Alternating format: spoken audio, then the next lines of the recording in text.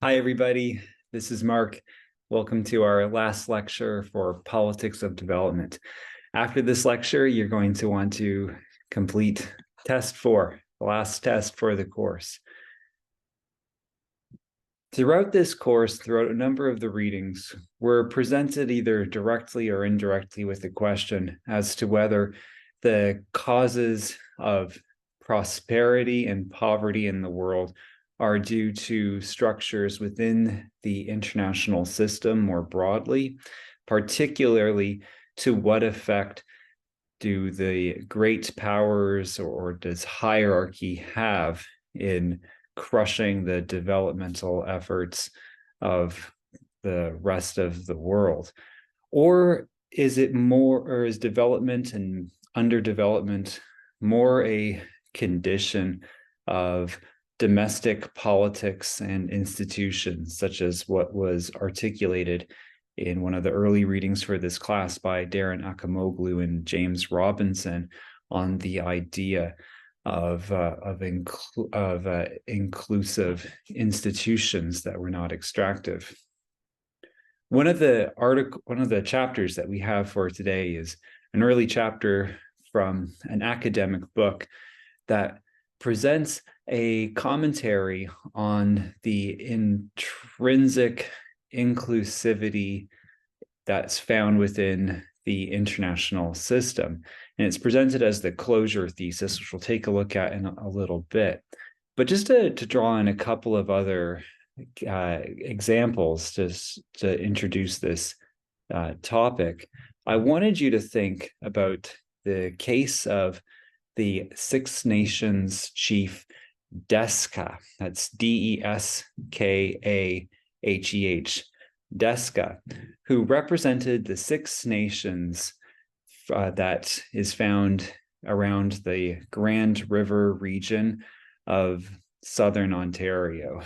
So taking you out of BC, traveling to Ontario, just really down the highway from where I grew up in Hamilton, Ontario, because it is there around the Grand River where at the time of the British Royal Proclamation of 1763, which promised an Indigenous reserve that would exist west of the Appalachian Mountains that the British Empire would recognize as a sovereign territory of Indigenous people, where you had very large, powerful confederacies build and knit together. At the time of the late 18th century, early 19th century, it was a confederacy headed by Joseph Brant, who Brant County and Brantford, Ontario, is named after, an individual who was probably the most well-known Indigenous person in the world in his time.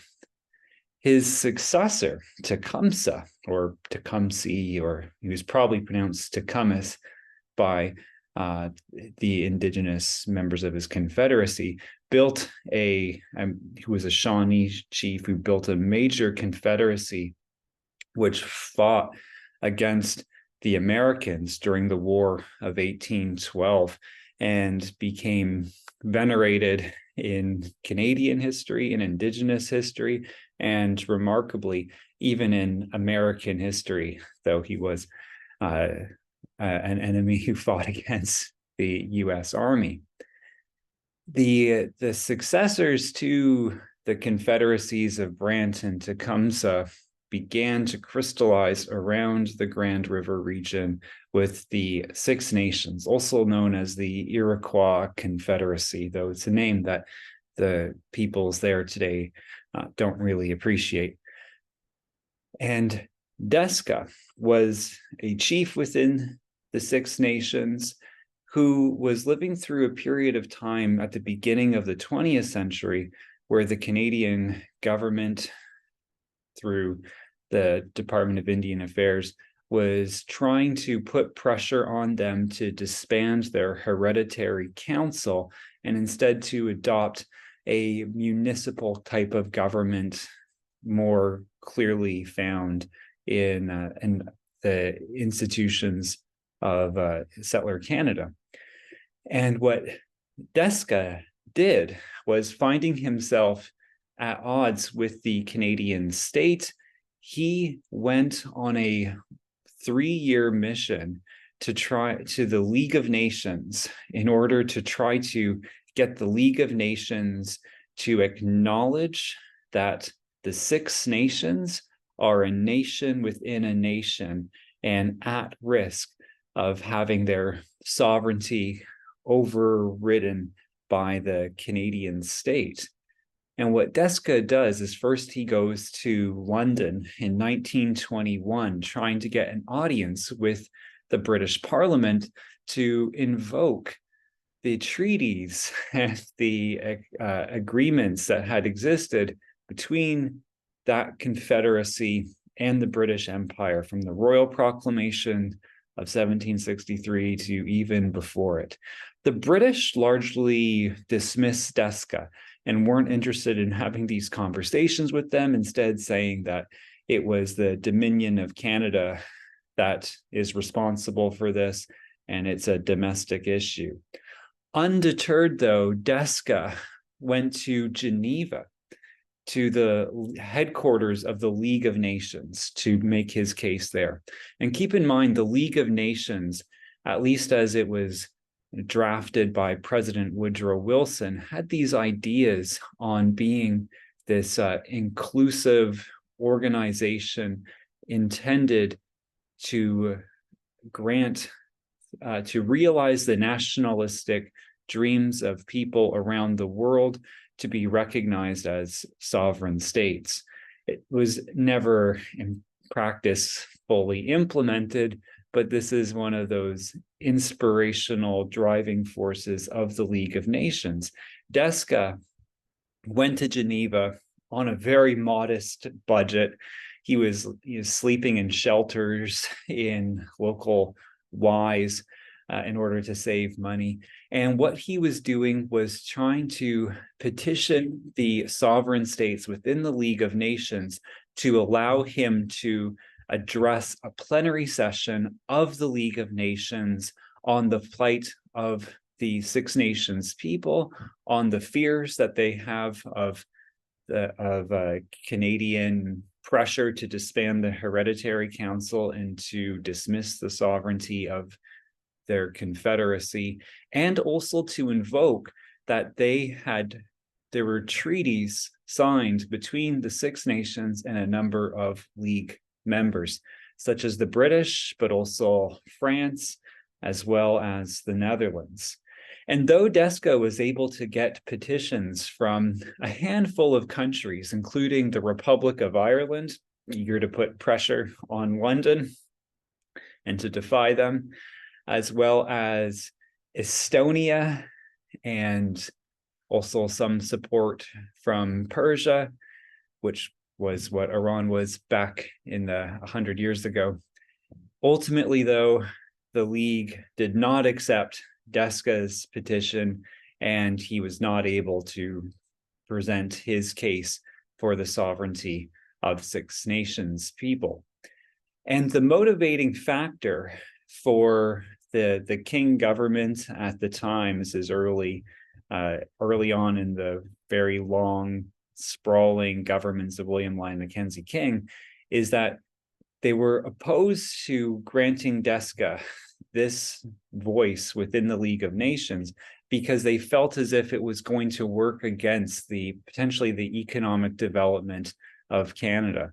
And that was the main reason, according to historians, on why it is the King government was putting pressure on League members to not allow Desca to have this conversation. It's a powerful example that I bring in just before we get into this idea of closure, because that chapter we read was pretty theoretical. And you even probably saw in that chapter, it explicitly said that it's not really going to talk about individual cases, but rather just think more broadly about the structures of the international system and how equality and inequality are intrinsic to it. But I thought it was an interesting, hopefully a useful example to think about this closure thesis on how it is that international organizations will make decisions to exclude certain groups. A more contemporary example can be found in the life and work of Arthur Manuel. He was an indigenous elected band chief from the Sequopem First Nation in the interior of British Columbia, who would eventually be the president of the World Council of Indigenous Peoples. And Arthur Manuel, he died a few years ago. Just before he died, though, he wrote a book called Unsettling Canada. And one of the big themes of it is how he tried to take this fight for Indigenous sovereignty and rights to the international level. And he actually describes this as being a fairly successful avenue for him. And he encourages future Indigenous activists to profoundly consider taking their grievances with the Canadian state and with provinces up a higher level. And so one of the main stories that he tells is how, as leader of the Sequopem, he is trying to guarantee the proprietary rights of his Indigenous band. So by proprietary rights, it means the right of them to use their land and territory to generate economic investment and productivity for them. And he felt as if the British Columbia government and the Canadian government were really failing to facilitate this, even in the wake of a Canadian Supreme Court case that comes after the Charter of Rights and Freedoms called Delgamuukw. And with Delgamuukw, the Supreme Court of Canada upholds proprietary rights for Indigenous people. And what Arthur Manuel talks about is going to New York City and meeting with Joseph Stiglitz, that former head economist in the World Bank, and getting advice from Stiglitz on how it is that he should try to advance his claims. For instance, he ends up testifying for the WTO in Geneva on the softwood lumber dispute between British Columbia and Canada. And he talks about how he had he was granted a voice and an opportunity to express the views of him and the Sequopem to the American legal team to aid their case against Canada.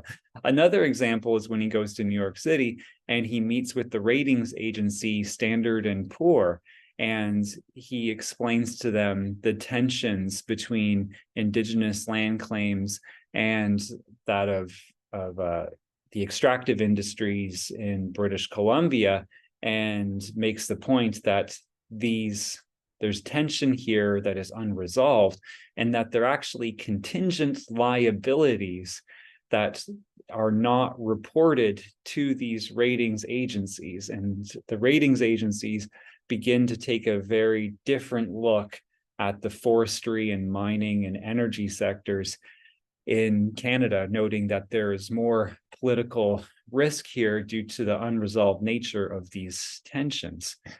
And Arthur Manuel also shares his own optimism for UNDRIP, the United Nations Declaration on the Rights of Indigenous Peoples, and he really begins to think that there's an opening up at the international level, both that could be conducive both to Indigenous land claims, but also what is so fundamental to his memoirs in Unsettling Canada is really the potential for economic growth and development for Indigenous peoples.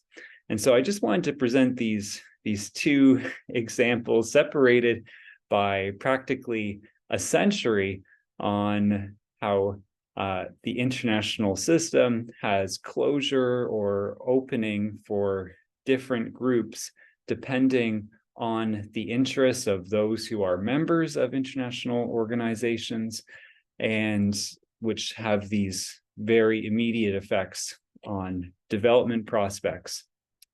development has been a profoundly uneven road. Take two examples, Taiwan and Argentina. And both of these examples are looking at countries that have developed in profound ways, one being a lot more even, though, than the other. For Taiwan, its GDP per capita in 1960 is the equivalent of about 150 US dollars, right? Their GDP per person. Compare that to India in 1960, where it's just over 300 US dollars per person. Taiwan at the time in 1960 had a GDP per capita essentially half that of what India had. If we flash forward to around 2022, 2023, to today, India's GDP per capita has grown to being just over $2,200, around $2,300 American per person. In Taiwan, it's close to $40,000 US per person. All right, it is a dramatic change. The TSMC, the Semiconductor Corporation of Taiwan, is one of the most significant factories and industrial centers in the entire world. Their fab, where they manufacture semiconductors, is likely the most sophisticated factory ever designed in the history of humanity. In an average iPhone, right? An iPhone, you may see the boxes. I don't, because I've never owned a cell phone before. But in the boxes, it says, designed in California, made in China, right? And yes, it is certainly designed in Silicon Valley. The final manufacturing, putting it all together, all the components together, happens in China primarily. But the transistors, right, the chips, the chips that represent the layer of transistors, which essentially is what lets it do what it does. It's all made in the TSMC in Taiwan. There's these transistors that are made in the TSMC are smaller than the coronavirus. They're 1/100th the size of mitochondria.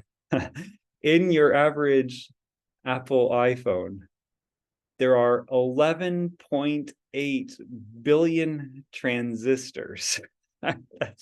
They're so incredibly tiny, right? That they're created in these immensely sophisticated factories. And Taiwan, early in the Cold War and in the wake of the Korean War, they had this military security assurance treaty with the United States. Now, one of the conditions of formal diplomatic recognition between China and the US and China's eventual entry into the United Nations and other economic institutions, it was all contingent on America no longer having those formal diplomatic relations with Taiwan. And so that old security assurance treaty, it morphed into a general informal doctrine known as strategic ambiguity. And in the context of these changes, the Taiwanese government in Taipei was rightly alarmed by what was happening here and concerned about its own security. And it made this decision to try to bring to Taiwan some of the major figures from the early years of Silicon Valley, such as Morris Chang, who had fled, his family had fled communist China. Taiwan had courted him to become the head of this new TSMC. They made available through their banking sector huge loans to develop a chip industry. And what is so critical to it all is that they helped initiate a relationship both with the tech industry in Silicon Valley and with numerous US governments to allow Taiwan to have this major chip industry that becomes so powerful and influential by the early 21st century that it is creating almost 40% of all of the computing chips in the world, and basically 90% of all the highest end, top of the line, most sophisticated chips, which is what's used in the US military. It is a dramatic story of development from serious impoverishment in 1960 to entering into the status of being a high income country in the 21st century, just a few decades later. It's even suggested in a book called The Politics of Innovation, which was published by Oxford University Press just a few years ago, that perhaps the most significant political factor in development is a sense of insecurity, right? This feeling that the security of the state is at risk. That may be the single most important factor that drives innovation. And a lot of the thinking is on the case of Taiwan's extraordinary economic takeoff. And it was a takeoff facilitated by courting that relationship with the US and making Taiwan interdependent with US interests. Now, you could have all kinds of other examples of more problematic cases of development. Like you could look at the hermit kingdom of North Korea, which is very much cut out of the world economy, right? Has a bit of a relationship with China, but outside of that, what's the nature of the North Korean economic interdependence? Basically, cyber espionage and holding banks and institutions around the Western world at ransom and earning money that way. Or you could look at Venezuela and the complete economic collapse of that country a few years ago under Nicolas Maduro. But instead of going down that route of countries that are hostile to the rules-based international order, it might be better to kind of think about another country that has tried to be a part of that rules-based international order, and it had benefited them to a certain extent, but not as much as any government would have liked or would have expected.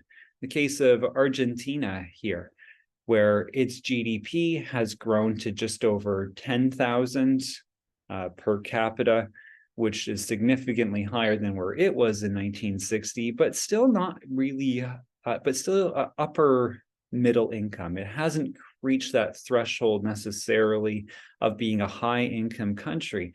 And it is significantly less wealthy per person compared to neighboring Chile. Argentina, though, has been a member of a number of institutions within that rules-based international order. For instance, working on debt restructuring with the International Monetary Fund. Although constantly, since the 1980s, Argentina, on a number of occasions, has had to restructure its debt financing through the IMF, and it struggles with freeing itself from these debt obligations. In late 2023, Argentina still had around $35 billion in outstanding debt, for instance, to the International Monetary Fund. And its politics has been populist, Peronist, as it's sometimes called, where governments swing from one end of the political spectrum to another end, but always within a very polarized environment, much of it driven by economic discontent, especially this discontent in questions over Argentina's relationship with the United States, and questions on whether or not Argentina's relationship with Washington, relationship with New York and American multinational corporations is really what is driving Argentina's debt woes. And so there are no real easy, good answers when it comes to these difficult questions of development and underdevelopment. Argentina's populist, and the politics are feisty at best, but it still remains somewhat of a democracy on a number of levels. It still, it struggles to find economic prosperity within that rules-based international order. Contrasting that to Taiwan leaves one wondering, well, what is the best approach? Is Argentina's woes? Is it related to its engagement with Washington, its halfway engagement with the United States and with the rules-based international order? Is it because it never committed as fully as it ought to? Or is it also just a condition of these internal governance features of Argentinian political institutions? All right, and the debate endures. I have no answer when it comes to these things. I publish on development issues and teach on it, and I still can't really say for sure. In one of our chapters for today, we read again from the Sarah Lorenzini book, which we've read earlier in the class, and it's thinking about the long, complicated, difficult history within the United Nations structures on finding shared purpose between the global South and the global North on how to foster development. In these early years of the UN and its acknowledgement of development being a pressing geopolitical concern, there was quotes about how, in a few years, we'll all be out of a job because they'll find a way to foster it. But the reality has been much, much different. In a quote from Nigeria's first ambassador to the UN, when Nigeria first gained its independence and joined the United Nations, its ambassador said to the American ambassador at the time, who was Adlai Stevenson. Adlai Stevenson was the Democratic nominee for president back in the 50s, who General Eisenhower completely crushed in 1956. JFK made Adlai Stevenson his ambassador to the UN, basically so he wouldn't have Stevenson around. Stevenson challenged JFK for the nomination of the Democratic Party back in 1960, and JFK trounced him, but didn't like him, but wanted to give him a position in government. So he shunted him off as ambassador to the UN. And what this Nigerian ambassador said when Stevenson tried to be, supportive and encouraging, he says, well, the West will have to pay for its decades of colonialism, and we are not here with our hand out asking for charity, Ambassador Stevenson. We want a whole new world economic order based on justice. Right, and this is one of these tensions or crunch points of the legitimacy of the rules-based international order for the global South. Right? Can it be reconstituted in such a way as to facilitate prosperity for the impoverished regions of the world? And does it even have the capacity to do that? Right? As the Nigerian ambassador says, I don't want aid. I'm here to change the system itself. And can systemic change actually provide the right conditions for it? Maurice Bourquin, who is an international diplomat back from the time of the League of Nations into the early years of the UN, actually noted that the League of Nations, though we all think of it as a complete failure because of its inability to prevent the Empire of Japan and Nazi Germany from its wars of aggression, but it did some things well. When it wasn't involved in high stakes, great power politics, it did some technical operations that were quite effective, such as the International Labor Organization. And it noted, Maurice Bourquin, this diplomat, noted that this is something that we need to really bring with us into the UN format or into like a future rules-based international order, to use other terminology. And it was also identified in the 1939 Bruce Report. So this is during the pre-UN days where the framework was just being talked about and explored by the FDR administration on what it is a post-war world order should look like. The Bruce Report noted that there really should be a focus on economic cooperation and a focus on development for the world's poor. ECOSOC was that institution, that organ within the UN to facilitate this, though it was never really funded the way that the World Bank was. Instead, much of the work on the economy, on trade, on development, on finance, was left to the so-called sisters of the UN, right, the Bretton Woods institutions. And one of the issues is that ECOSOC included a number of socialist countries, right? It's the UN, it's the Soviet Union, it's China under Mao, it's Cuba under Castro, right? It's all of these countries that are either aligned with Moscow or at least distanced geopolitically from Washington or from Europe. And since the UN is so really dependent and driven on the financing provided primarily by the United States, that there was this lack of a political will to really fund these organizations.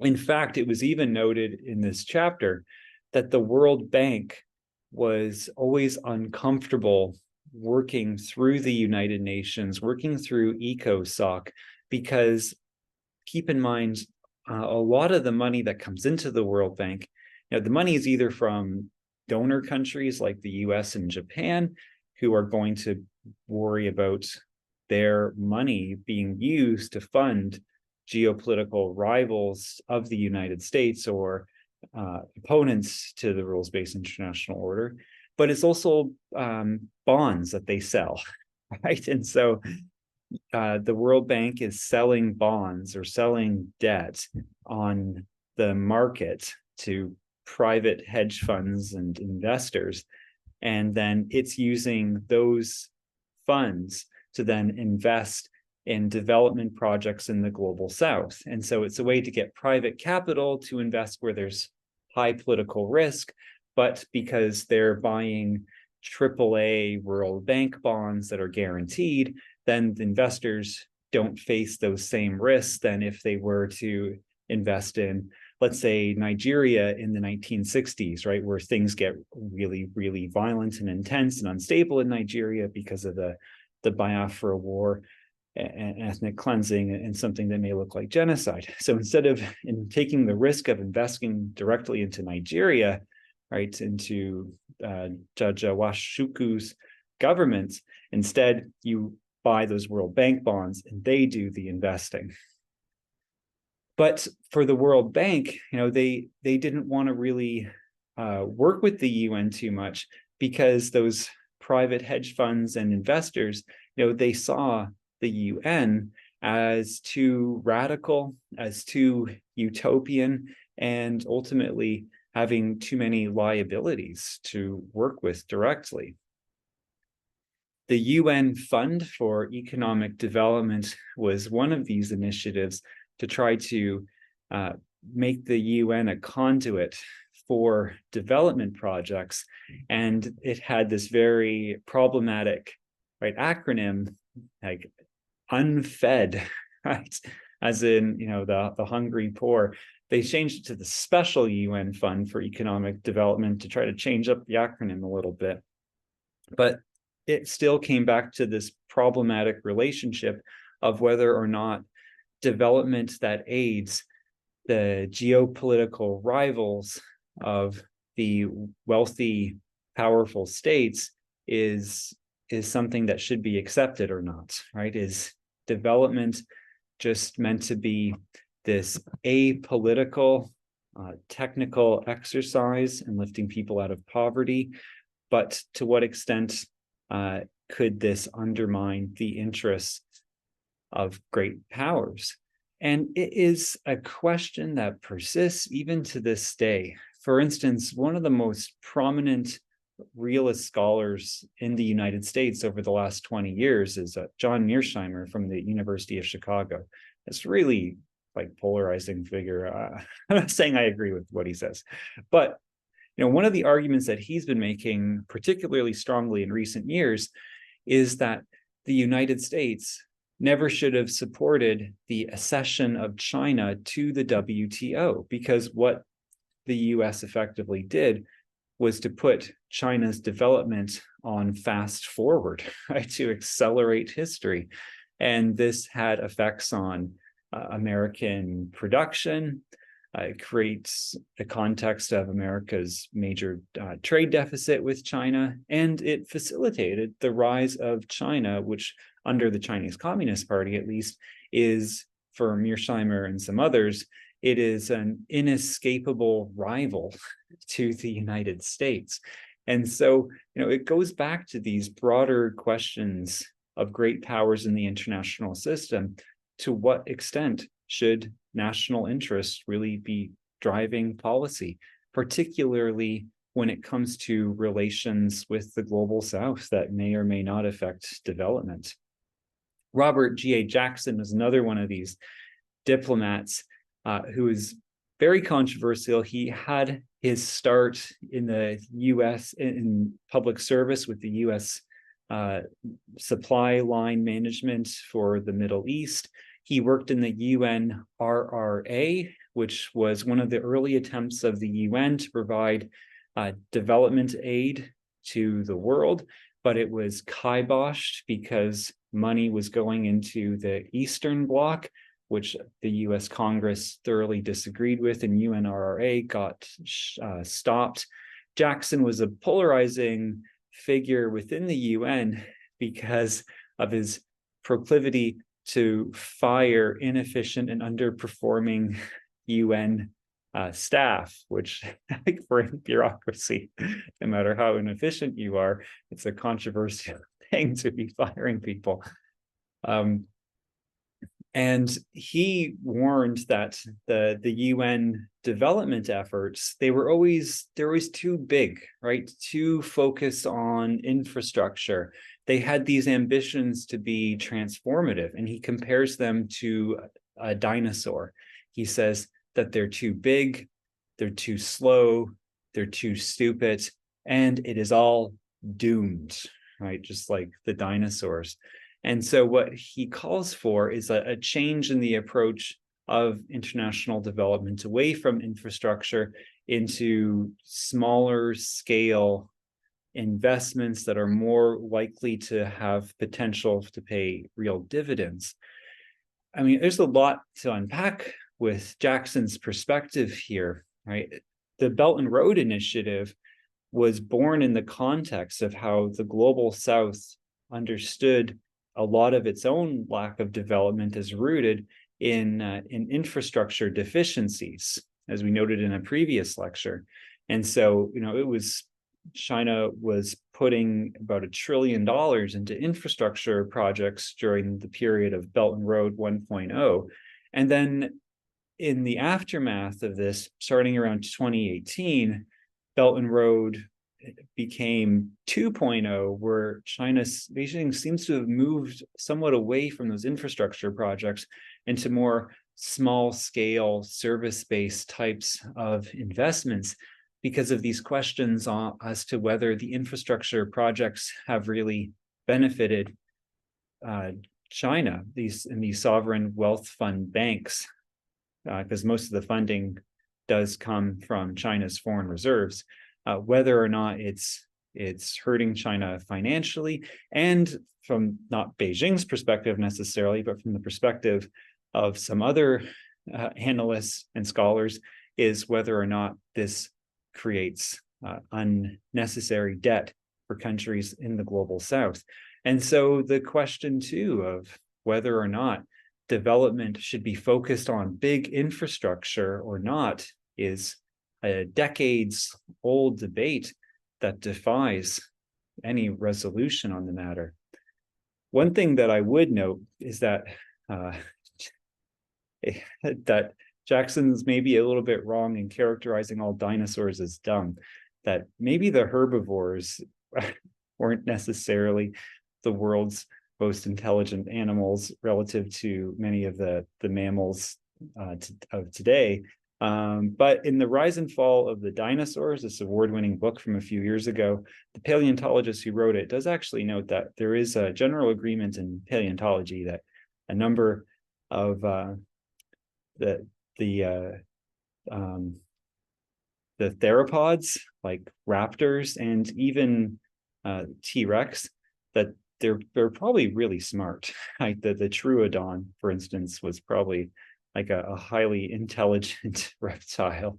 And the author of Rise and Fall of the Dinosaurs even suggests that the T-Rex in some ways like may have been like almost as intelligent practically as a chimp. But hey, that's a whole other course. Now, the really big chapter for today is from a book that we hadn't read any of for this course, but it leaves us thinking about the nature of equality and inequality in world order. And it's a book by a professor who teaches in Berlin, Germany, Laura Ann Viola, and a book published by Cambridge University Press in 2020. And she poses this important question for students of development, right? How universal is world order, really? Or is it universal? It has grown and it has become more inclusive, especially if you consider the different cases of DESCA, of the Six Nations, trying to get an audience in the League of Nations and failing, compared to the reflections and the political memoirs left by Arthur Manuel of the Sequopem, who became president of the World Council on Indigenous People, who testified in WTO trade disputes. And one of the things that he says in his political memoirs is that what's unique about the World Trade Organization is that unlike other areas of international law, it actually has teeth, right? It has power. The WTO's power is maybe more in question now than it was in 2015 when this book came out, because of the appellate board doesn't have that same kind of power that it once did. But still, like the message is that this was a place where he could advance the interest and proprietary rights of Indigenous people. And what Viola notes here is that the core tension, right, the core problem, as she puts it, is the persistent coexistence of demands for inclusion with the incentives for exclusion that are inherent to world order. And she says that often we like to think that we're either moving towards greater inclusivity in world order, or that inclusivity is just completely impossible. And she's inspired here by the thinking of a deceased Canadian international political economy and international relations scholar, Robert Cox. Cox is a fascinating individual who was a founder of sorts of IPE. He never had a PhD. Instead, he had worked in the International Labor Organization, the ILO, which I mentioned earlier, for about 25 years before he became a professor. Who's from Montreal, spends most of his later career in Toronto. And what Cox famously suggested is that international relations theory can roughly be divided into two groups. On the one hand, you have problem-solving theory, which he says is basically realism and liberalism. And it notes that these are people who sincerely believe that reform to world order, to international organizations, to the nature of diplomacy can make the world a better place, right? That they can make incremental changes. He calls it problem-solving theory, that it can get better. And then he says on the other side, though, is critical theory. And critical theory has this more pessimistic view, where these are scholars who believe that hierarchy and empire is so entrenched in the international system that attempts to reform it are unsatisfactory and ultimately insincere. And what Viola, really advances here in this recent book published by Cambridge is that it's really a mix of both of these things, like that they coexist, and that much of world order is based on hypocrisies, because without the hypocrisies, then what would be left is just undying, unrelenting, uncompromising principle, right? And that, like, the world doesn't really work that way. Instead, the practice of living together requires all kinds of trade-offs and compromises and competitions. And this is maybe one of those core competitions where world order is featured by a growing inclusivity, but in the context of those with power, with influence, that are, especially those that are mighty, will attempt to work against that inclusion. And you can see this play out in all kinds of different areas of development or world order more broadly. One thing that comes to mind is in the area of the Conference of Parties within the United Nations Framework Convention on Climate Change. There was a book that the University of Toronto published just a little while ago by Jen Iris Allen called The New Climate Activism. And what she really shows is how these conferences of parties, right, that they began to give more and more voice to members of the global south, like the countries from the global south, but also to provide delegate badges to civil society organizations at a rate that is far beyond, unparalleled compared to the early conference of parties, such as the third one in Kyoto, Japan. That there is this opening, while at the same time, like the United States government and in Beijing continue to try to be the ultimate veto powers, right, within the Conference of Party. And so it gives opportunity for, let's say, indigenous peoples around the world to be heard and to attend and to be these delegates. But ultimately, Beijing and Washington and New Delhi to an extent, and Brussels, they still want to be those with ultimate authority over what the commitments look like. She notes that there's both more and less political equality in the world, right, as decolonization opened up the rest of the world to the United Nations, far beyond its core of just a handful of Western countries and a few others, like Saudi, for instance. That it never allowed the majority of global South countries to, really achieve what it had aspired to do, right? Like, think about in the other reading, that quote from the Nigerian ambassador to the UN, right? It's kind of an extreme position, but it captures some of that sentiment where there was this belief in a group of 77 trying to change the nature of world order. Right? A group of 77 came together to really be the equivalent of the global South for compared to the advanced liberal democracies of the OECD, right? To be this form, and never really achieved, right, what that Nigerian ambassador said was the whole point of decolonization and what the presence of Nigeria meant for the UN itself. There's both the durability and the erosion of hierarchy happening at the same time. And you can think about this, most obviously in the context of the United States, Their power is not what it was back at the end of World War II. Their influence is certainly not where it once was.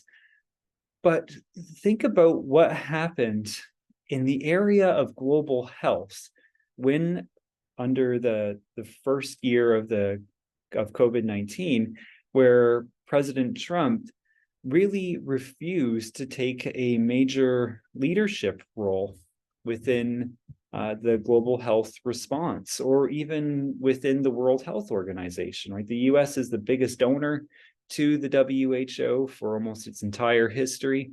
And at the time of the pandemic, right, President Trump talked about not paying the dues, right? Not paying its dues to the World Health Organization.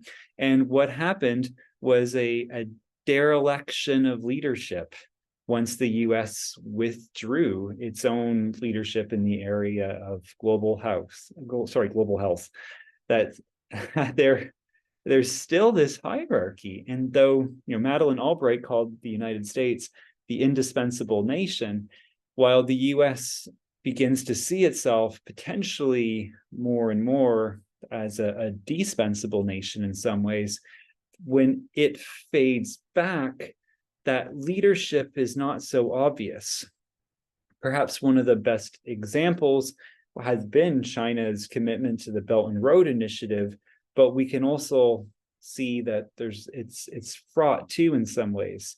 As we noted before, it makes one think of the Mark Twain quote about our history doesn't repeat itself, but it rhymes. And it presents these questions of whether it's a kind of imperialism, right, debt trap diplomacy that comes from within, right, the global South itself with its own hegemony.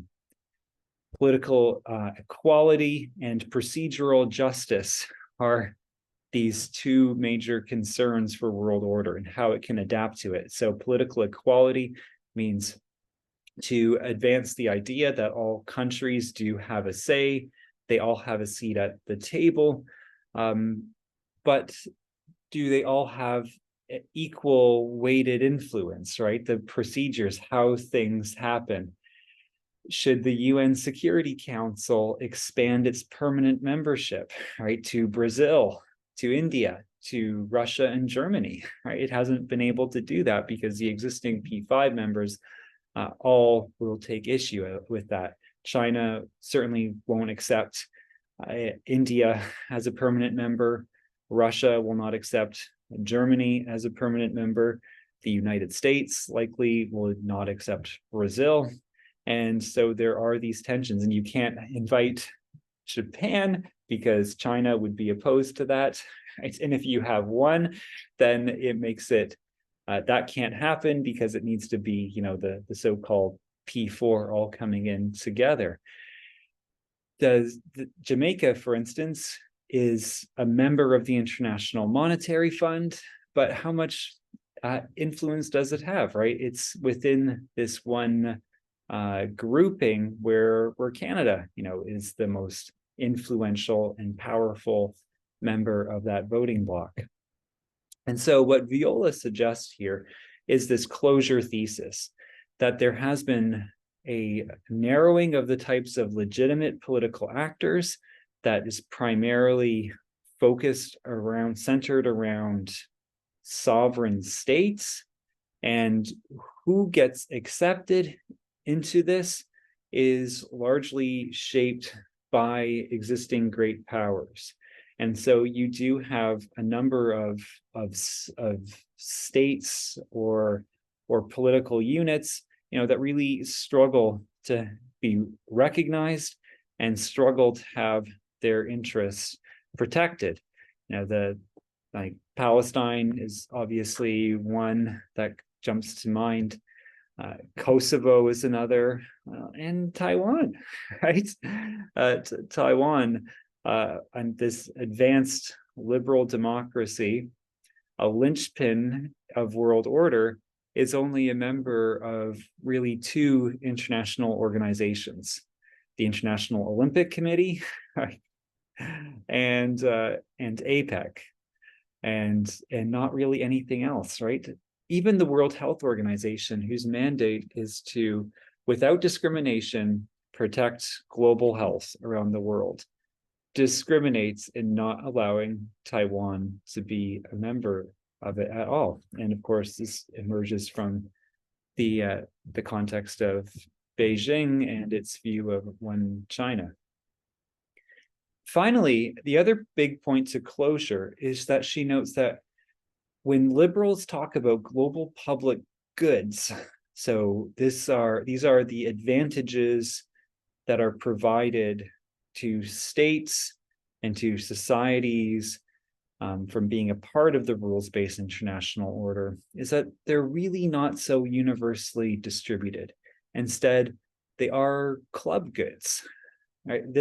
We thought about this a little bit with the other chapter that we had read by Lorenzini on how the West, Washington, had serious reservations about whether it should be supporting development projects in countries that are, hostile to the geostrategic interests of the United States. The G7, right, continues. It was created to be a special club, right, a forum. And in the context of the growing discontent from the global South, right, that was one of the big contexts of the origins of the G5, which is the precursor to the G7. And the response in the 21st century of when the G7 seems to not be representative enough is not to try to reinvigorate, the UN General Assembly or anything like that. Instead, it's to include those emerging powers, right? To find a way to bring China and India and Brazil and Argentina and Saudi and Turkey and Indonesia, right? They expand it to a G20, but it's still very much a club. Now, maybe this is what's driving demand for BRICS membership, right? To be part of a club anchored by Chinese capital. And just with the final slide here, there's some thoughts here on stratification and closure.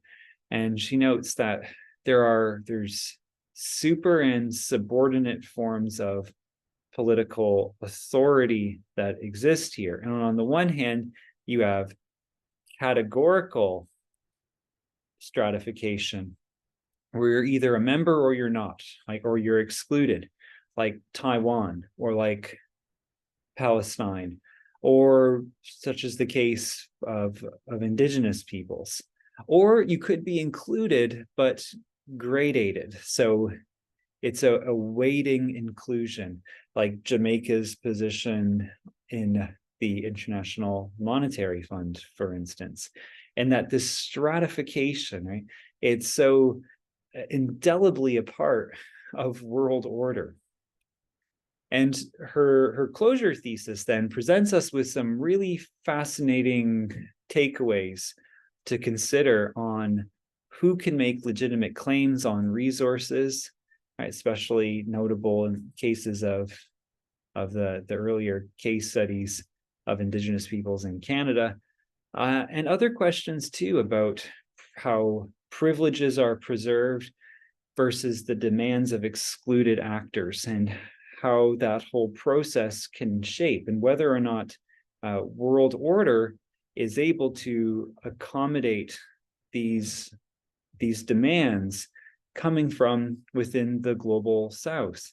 And the stakes are high for the less developed countries as much as they are for the developed countries. And you can think about a country that's a high income country, by all kinds of measures, one of the most prosperous and peaceful in the world, that of Canada.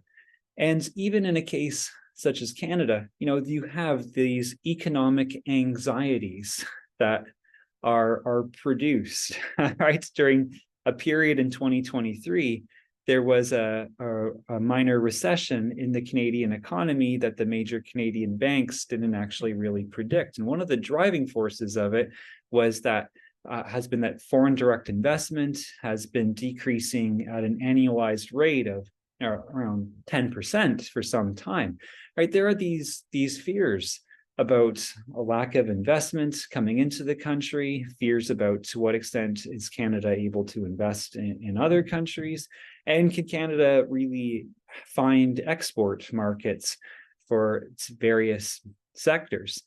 And so Canada is left with these questions on whether or not the United States is going to continue to be a partner to count on, especially in light of the Trump years and the challenges of renegotiating the USMCA, which dominated so much of the Trudeau governments during the majority government and one of the minority governments.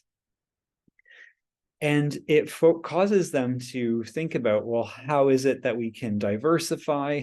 They explore a trade agreement with the European Union, CETA, but also countries from the global south as well. And how is it that they can try to become a member of it? Some of my own research has been on this question of Canada's relationship with ASEAN, the Association of Southeast Asian Nations, right? Combined, if you put all of these 10 countries in Southeast Asia together, you have a combined population that would be only below the population of China and the population of India.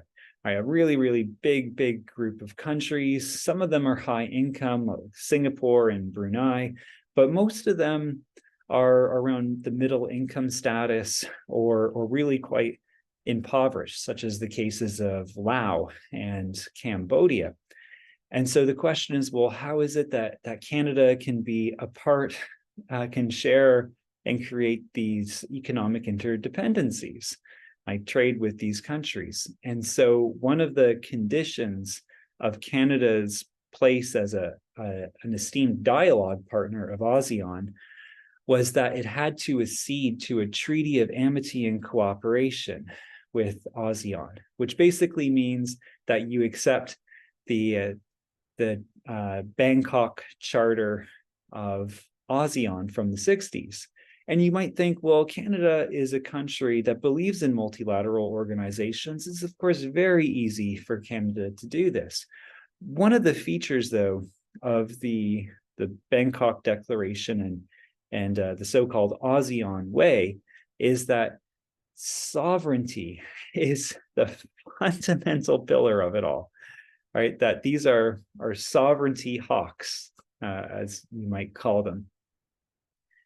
And Canada had always thought that commitments to world order represent a balance between the state as sovereign, but balanced and mediated through a general understanding of that there are human rights, that the dignity of individuals needs to be acknowledged and recognized, and that world order is this journey where you are trying to recognize those sovereignty rights while advancing these more liberal democratic values.